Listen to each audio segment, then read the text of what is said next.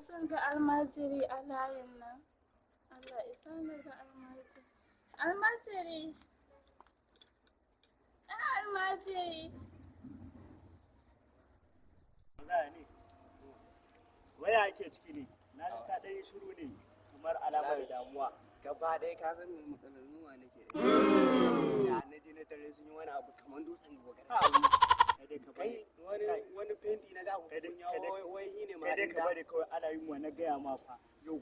Yunwar da nake ji ta ɓaci na gaya ma yau ko karyawa ban yi ba. Daman da naira 20 na sai kilin na wanke wannan kayan da kake gani a gaskiya ana guna. Kai dai ka bari kawai. Bari kun gane bari in je gida dai in sake dubawa in za a dan samu tallafi. Allah ko yara aka ajiye sai na ce. Haifa ta ce bai yunwa za ta. Amma na sa musu kokonto lauti na bar su da ɓaɓatu gayu suna ta sumbatu dan na kwace musu yan matu ko ina ka je zance na ake ka gani dole ko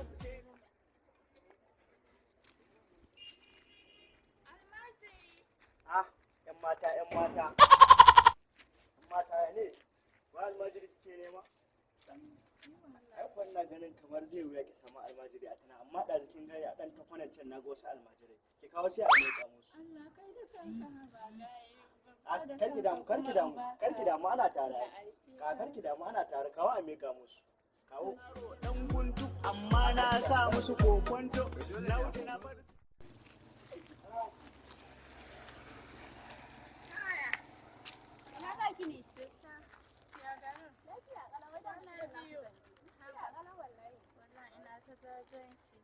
yanzu ina zaki wallahi nake faɗa miki ina neman almajiri kawai sai na ga wani bawan Allah kawai sai ya ce min zai kai wa almajirin alayi nan ba zan samu ba shine kawai na bashi da girman sa fa amma ya karba a to ai ba matsala yanzu mu je to shiru bai da ba kar su karya mun kwano shi yasa na ce ba na gani mu je mu